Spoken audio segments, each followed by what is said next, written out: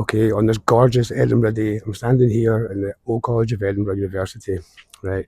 And I'm sure my lunch break would claim that this is some sort of Tartarian invention, but it's far more interesting than that. It was designed by the renowned Scottish architect Robert Adam in the late 1700s as part of Scotland's Enlightenment boom. We know who built it, why they built it, and how it developed over time. Because unlike internet fantasies, the history here is well documented. So I'd love it if you join me while I investigate my lunch break's claims about Old World Scotland, Tartaria, energy weapons, melted buildings, fire damage, and let's go. Did some boots on the ground work. Ooh, boots on the ground work in Scotland. Nice. So this should be proper research then, right? It's funny though, because he says work instead of research. Work doing what exactly? Investigating history or building a story? Still, I'm genuinely interested here. He's travelled all the way to Scotland from America. He's standing at one of the most famous royal palaces in the country. So surely we're about to get some solid evidence. Nah, we don't. Instead, right, what follows is a number of claims about melted rock, Tartarian tech, energy weapons, which is interesting, yeah, and fire, right? But let's take a look at the first claim that he makes about Linlithgow Palace. Right, it was shut down. He makes out that it was shut down for some mysterious reason and it might not open again. Ooh, and he's lucky that he got back in because, and this is where it's annoying, his implication is that it's going to stay closed because of cover up. Right, so let's look at his first claim that the Linlithgow Palace was mysteriously shut down because of a conspiracy. So we'll slow this right down, we'll look at the actual timeline, and we'll compare the claims to the documented reality, which unfortunately is way more boring than what he says. There's been an update. I guess no one's allowed to go back in this castle, so good thing I went when I went. Linlithgow Palace didn't suddenly close because of hidden history or secret discoveries, despite what my lunch break suggests. The palace originally shut during the COVID lockdowns in March 2020, but unlike many sites across Scotland, it remained closed long after restrictions ended. The reason was actually pretty straightforward. Historic Environment Scotland carried out major safety inspections and found damaged masonry, weathered stonework and concerns about fallen debris inside the palace ruins. Because of that, large-scale conservation work was needed, including high-level inspections, specialist stone repairs and structural safety measures before the public could return safely. The closure became controversial because the palace stayed shut for over 3 years, helping fuel online speculation and conspiracy claims, but none of it was hidden. The repair works, safety reports, parliamentary discussions and reopening plans were all publicly documented. The Linlithgow Palace officially reopened to visitors on the 10th of June 2023 after roughly 3 years and 3 months closed. What my lunch break presents as mysterious was in reality a very public conservation project on a centuries old ruin, dealing with structural decay and visitor safety. Okay, so maybe not the best start. What does he say next? Here we go with their bogus storytelling. Oh, it's a bogus narrative. Now I put this clip out of order from his clips because I want to show early on how he frames his work.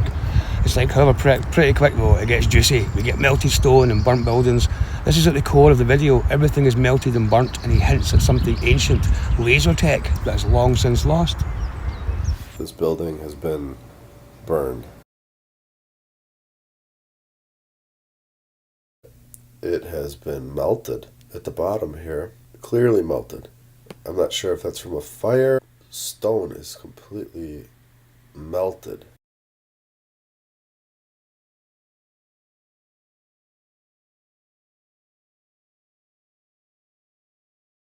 And here it is, my lunch break's melted wall. Happened if maybe the weapon was able to come through these windows and hit right down below, and that's what happened. It came from the sky and went directly down. Unbelievable. Here I am. I'll come back for perspective to show you. So there you go. Now, once again, I just spoke to one of the guides. I didn't want to be on camera or anything, so. But basically, this is all part of the original. Look at that, it crumbles. See. So what happened is it didn't look like this at all. This was all covered in white. It's got the brick. You have the brick, and then you have a layer of that. Then it probably got flattened again, and then you get plaster on it. And basically, during the fire, That's what happened here. Now look how close I'm going. I mean, that is fire damage, yeah, because it's far from the fire. And that is as simple as that. No mystery, nothing crazy. This is just like bare brickwork now, and it should be covered. And that's it. Mystery solved. I'm not sure if this is maybe the original plaster, so what it looks like, and then look. And then you can clearly see that brick underneath. It's been melted and burnt. And then okay, so 1, 2, 3 levels of covering. Made with brick or stone. The tops of the building look like they're burned. It's a fireplace, and it shows signs of burning. Crazy. Stone was burned black. So this is the part where my lunch break starts showing close-up photos of stone and confidently claiming it looks melted or fused, as if Scotland was hit by some ancient catastrophe or blasted by laser beams from the sky. And he's absolutely certain about it too. At one point he literally says it's clearly melted and that you can't even question that. Well, actually you absolutely can question it, especially when context is missing. And another thing that keeps happening throughout this video is that he points at dark staining, weathered stone or pollution damage on buildings and instantly calls it burning. Right, but blackened or damaged stone does not automatically mean a building was exposed to some mysterious extreme heat event. I still found the toilet. And look, you were sitting, you had that amazing view. Look. You had that amazing view when you were doing a poo. In cities like Edinburgh especially, a huge amount of historic stonework was darkened over centuries by coal, smoke, industrial pollution, vehicle exhaust, soot moisture, chemical reactions on the surface of the stone. Sandstone also naturally weathers unevenly through wind erosion, acid rain, freeze-thaw cycles, trapped moisture and simple age. Softer parts of the stone erode faster than harder sections, creating warped surfaces, cracked pitting and strange textures that can look dramatic close up. And honestly, I don't think he expected someone local to recognise those exact locations, go there personally, and compare the claims to his reality. What I was talking about that looked like it got melted. And here's a staircase. They built a staircase that spiraled up. It'll never get old. The spiral staircase, the spirals up. Absolutely insane. It's my favourite line in the whole video, where he says they built a spiral staircase that spirals up, as opposed to a spiral staircase that spirals down. It's a spiral staircase going up, which my lunch break found to be absolutely incredible. Jokes aside though, spiral staircases in castles were incredibly common for practical military reasons. They save space architecturally, they fit neatly inside towers, and they were designed defensively. In many medieval castles, the stairs spiral clockwise, going upwards, giving defenders above the advantage, because a right-handed attacker coming up the stairs had restricted movement with their sword arm, while a defender above had more room to fight.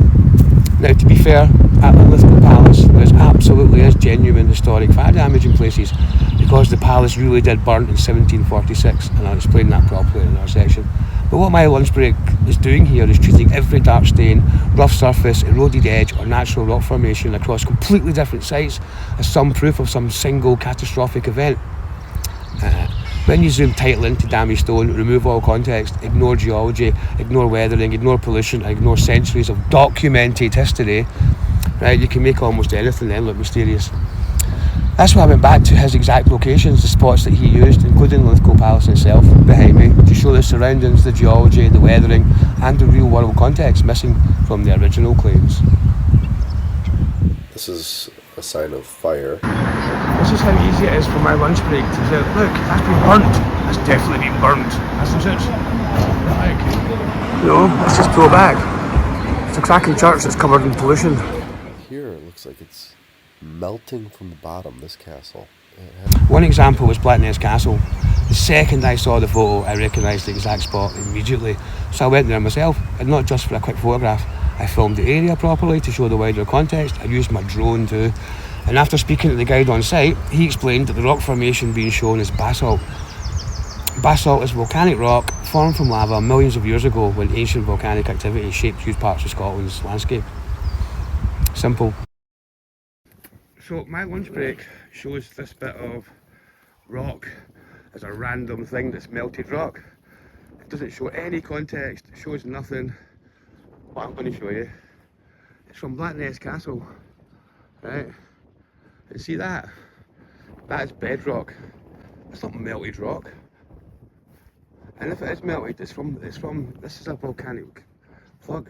So if anything, it would have been volcanic. But that is not melted.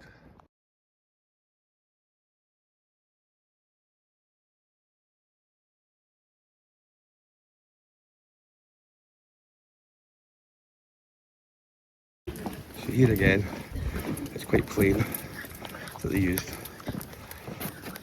the natural surroundings to build the fort on, the castle on, and then, well, we love a well. They're always still like a bit of engineering and all the rocks. It is, it's amazing. It's like again, it's medieval engineering at its finest, and The thing is, like all the rocks are different size, but they managed to make it fit. yeah, Just because they actually pack it in. Like, brilliant. The basalt rock had to be incorporated around this room. Cool fireplace. Really melting. Clear melting right there. Bricks are melting right off the side. No doubt about it. You can't even question that. That's just clear melting. Edinburgh itself is built on a volcanic geology. Castle Rock, where Edinburgh Castle sits, is the remains of an ancient volcano. And similar volcanic rock appears all across the region. Basalt forms when lava cools and hardens, which is why it looks naturally rough and twisted, cracked or even uneven. It's not evidence of buildings melting. It's ancient volcanic geology sitting beside a medieval castle. That these stones are for sure melted. They're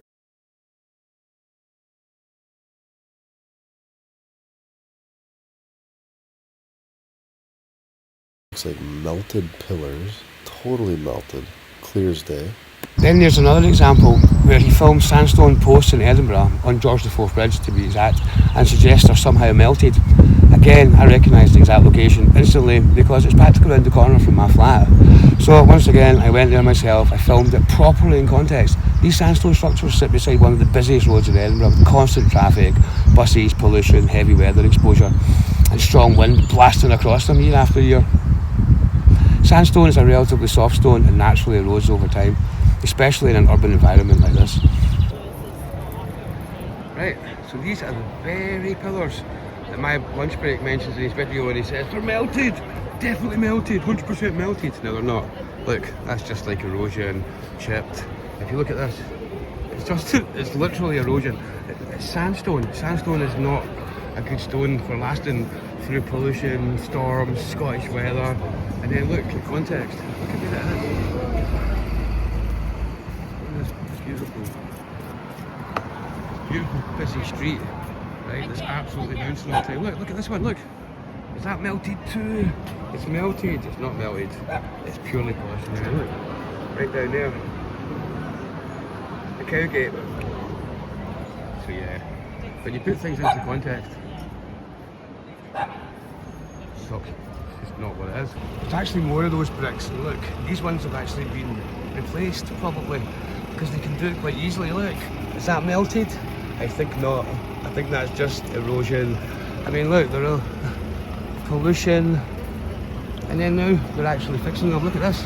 Has that been melted because it's so far in? Melted. No, that's soot. Erosion. Look at that. If you touch it, literally, I didn't want to too much because I don't want to wreck it myself. It comes apart. Again, so you know I'm telling the truth. Context, we're on the bridges. The other ones are just down there. Here seems like a vent. So they have ventilation systems. It doesn't make sense. Why would there be a vent in an ancient castle? Here, this is a crazy picture. So the roof is gone, but everything else is a mermaid. Definitely looks like they're telling you something. This is an interesting picture.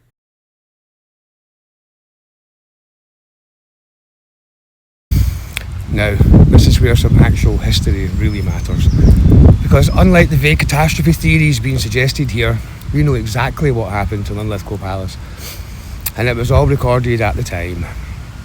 Linlithgow Palace was never designed as a giant military fortress built to survive endless warfare. It was primarily a royal residence, a place of ceremony, luxury, politics and display. Scottish kings and queens used it for comfort and prestige. Mary Queen of Scots was even born here in 1542. The palace sits on a defensive site beside the loch, but its real purpose was to impress. Large windows, grand halls, ornate carvings, decorative courtyards and elaborate fountains are not the design choices of a hardened military castle preparing for constant siege warfare. This was royal architecture designed to project wealth, power, sophistication and status. That's why the courtyard fountain exists at all. The famous fountain at Linlithgow wasn't some mysterious ancient machine, it was Renaissance royal symbolism. The carvings include crowns, lions, unicorns, mermaids, mythical creatures and classical imagery because European royal courts at the time loved symbolism, allegory and heraldry. And yes, the unicorn appears because the unicorn has been associated with Scotland for centuries. In medieval symbolism, the unicorn represented purity, strength, nobility and independence, eventually becoming one of the national symbols of Scotland long before modern conspiracy theories existed.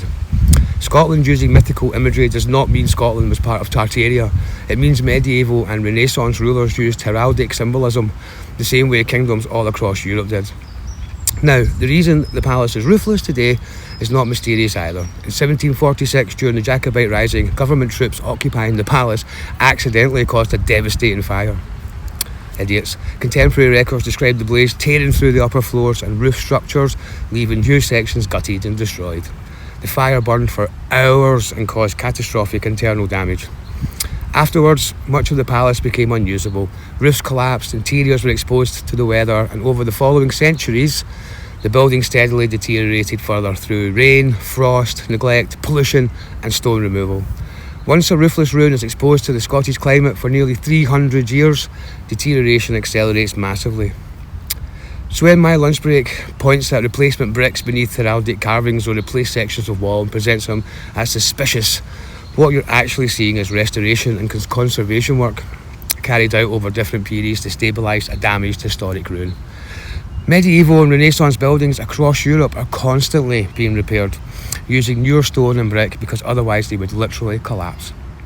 What we are looking at in Linlithgow is not the aftermath of some forgotten ancient apocalypse. It's a documented royal palace damaged by a recorded 18th century fire, then slowly weathered by nearly 3 centuries of exposure to the Scottish environment. It is the same with the pillars on the bridges. It's simple erosion, nothing more, nothing less. You can see there's tech. There's tech on top of that clock, as you can see from this angle as well. There is definitely like some sort of tech, because if you look above it, you can see birds. Now this next bit is honestly one of the best examples in the whole video of how selective framing can completely change reality. My lunch break walks behind the Linlithgow Palace, down the hill, and films a strange metallic structure sticking up into the sky as if it's some kind of mysterious ancient technology connected to the palace itself. But here's the problem, it isn't part of the palace at all. It actually belongs to St Michael's Parish Church, which sits in front of the palace complex. And because of the angle he chose filming from behind the palace, it creates the illusion that the structure is attached to the palace roofline. Honestly, I genuinely don't think he expected someone local to go there themselves, stand in the exact same spot and then film the wider context properly. Because the second you move the camera even slightly, it becomes obvious what you're looking at. The structure is called the Crown of Thorns Spire. It was designed by architect Geoffrey Clark and installed in 1964, not 1064, 1964. It represents the crown placed on Christ's head before the crucifixion. The 12 spikes represent the apostles. Originally it was silver, but after major restoration completed in 2024, it was reclad in bronze alloy to give it this gold look, which was intended to have in the first. So the entire history of this structure is documented, modern and publicly known. And this is where the boots on the ground work starts falling apart a little bit for me, because he absolutely would have seen the church while walking up to the palace. You physically cannot miss it. It dominates the approach to the site. So either he knew exactly what the structure was and deliberately framed it to look mysterious, or he did almost no actual research into the thing he travelled across the world to film. Neither option is particularly great. But what it really shows is how selective the footage actually is. Tight camera angles, missing context, dramatic claims, and mysterious music can make ordinary historical architecture look very strange very quickly. And online, that gets views, it gets clicks, it gets engagement. But once you step back and actually look at the full setting, or better yet, physically go there yourself, the mystery usually just disappears pretty fast.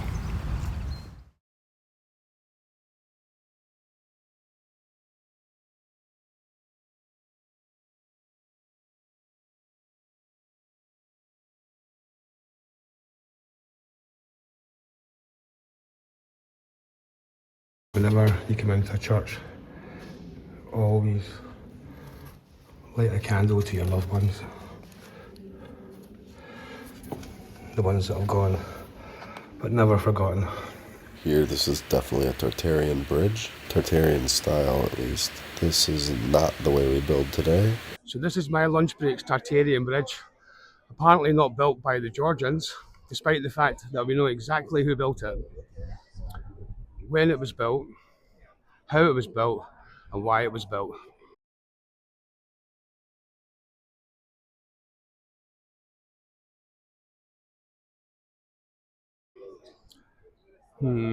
Because unlike the internet fantasy version of history, this period is incredibly well documented. Look at the stonework, the iron fixings, the symmetry, the heraldry carved into the bridge itself. This is classic Georgian civic architecture. Practical and designed to project authority and permanence. And that's the thing people keep missing with these lost civilization claims. The Georgians were outstanding builders and engineers. They planned entire cities and bridges, drainage systems, public buildings, and they documented all of it obsessively in drawings, records, contracts, and engineering plans. Then the Victorians expanded on that foundation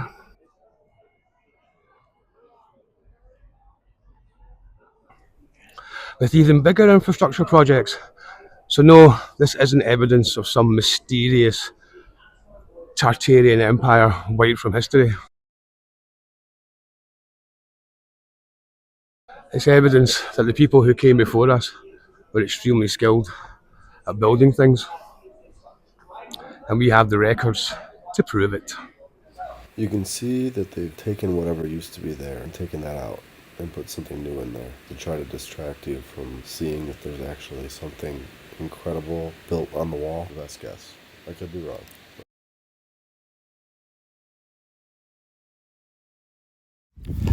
Now, this section honestly damaged the credibility of the video even more for me. Well, not that it's discredited already, because suddenly we moved from Edinburgh and Lithgow to random photos from Glasgow. And one of them I recognised instantly as the old toll booth at the East End, because I'm from Glasgow. Then mixed in with that is a photo of Glasgow Royal Infirmary. And what's funny is at first I actually thought it was Edinburgh's old Royal Infirmary. And why? Because the architectures look similar, because they are the same time period, and ended up spending ages trying to track the image down. It turns out it really was Glasgow. But that's the kind of issue here. The whole video up to this point is framed around Edinburgh and Lithgow, then suddenly random Glasgow architecture gets dropped into the montage with almost no context at all. And this is the problem. Context matters, cities matter, architectural history matters.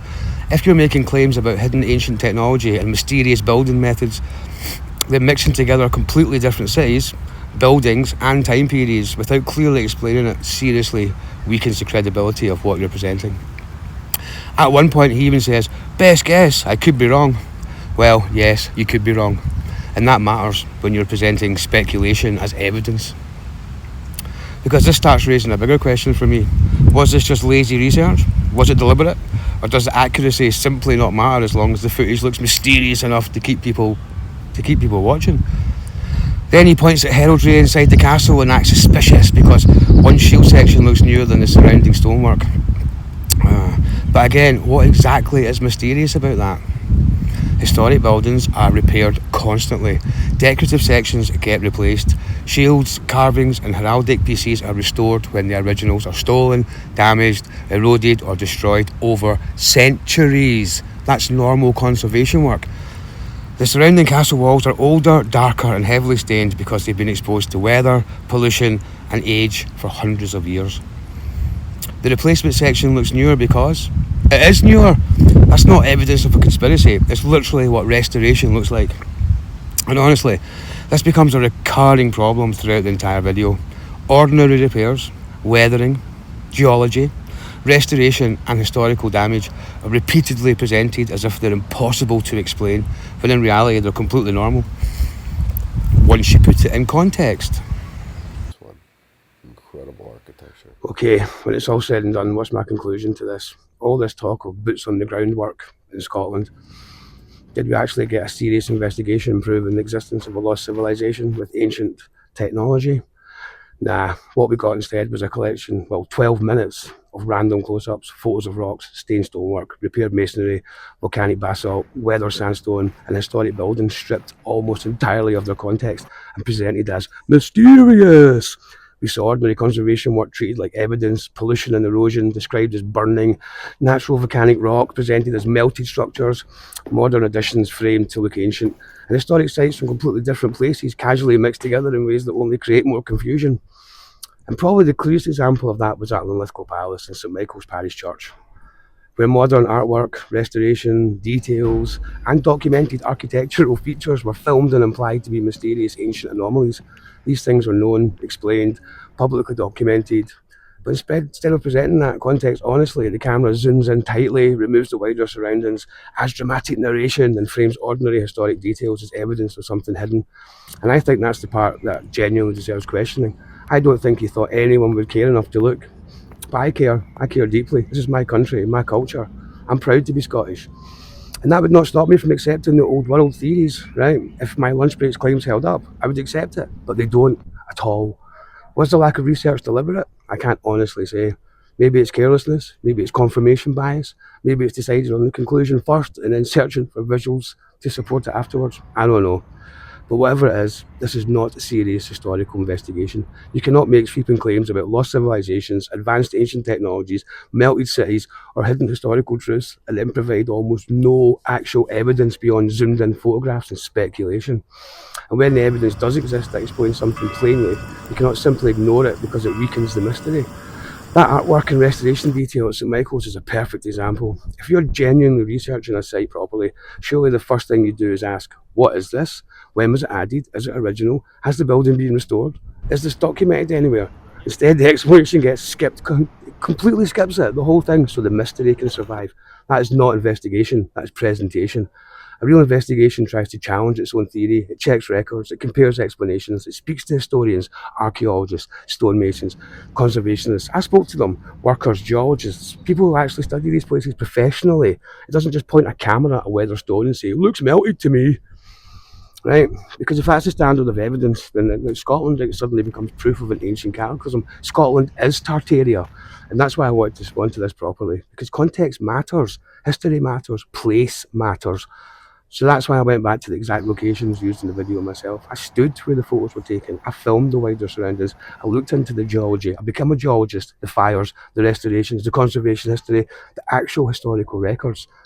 Because once you pull the camera back even slightly, most of the mystery disappears. It's a shame. But Scotland is actually amazing as it is. Medieval history, volcanic landscapes, castle ruins, battlefields, architecture that genuinely inspires awe. Right? We don't need to invent laser beams, ancient civilizations, hidden technology to make Scotland interesting. It's already fascinating enough. And honestly, after all this, I think the biggest thing is the boots on the ground trip proved. It's just how easy it is to make ordinary stone look mysterious when you zoom in tightly enough and strip away all the context around it. Thanks for watching. I hope you enjoyed this debunk of my lunch break, because some things have to be called out, and they just do. Principle and all that.